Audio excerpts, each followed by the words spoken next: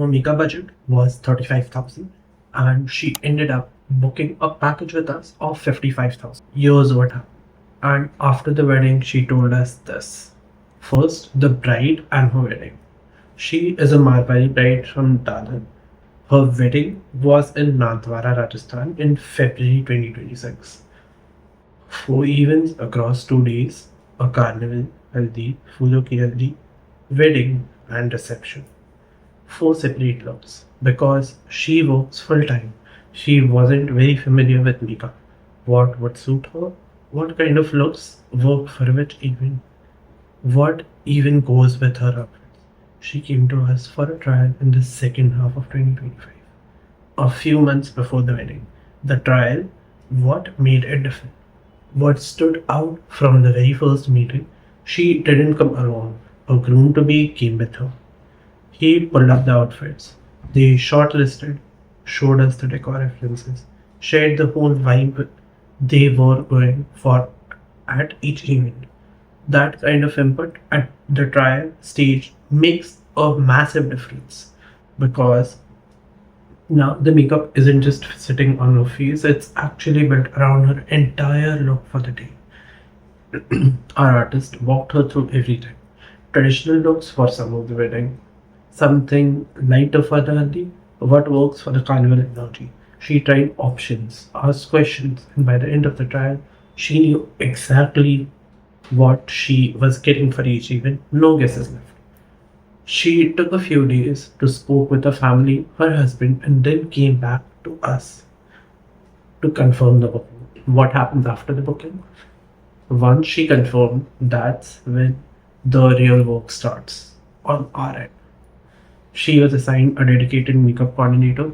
Their only job was to plan everything in craft, every single look in advance.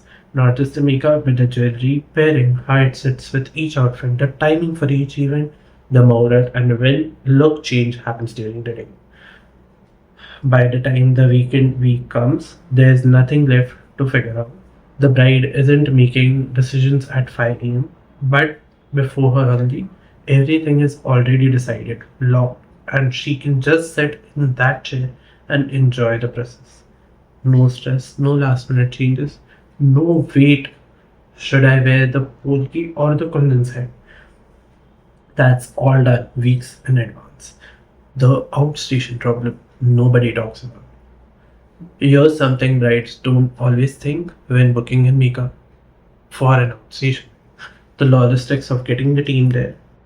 February in Rajasthan is the peak Marwadi wedding season.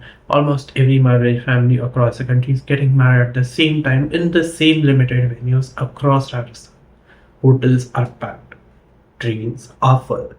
Finding travel and accommodation that works for our team's schedule, it was a fight. Earlier, outstation bookings used to be managed entirely by the bride. She'd figure out where the team stays, how we get there. But we changed that. We now take that responsibility on our end. We book the travel around our team needs so that by the time we walk into the venue, we are not tired, we are not scrambling, we are ready. It was hectic to plan, but that's not the bride's problem to solve. It's ours.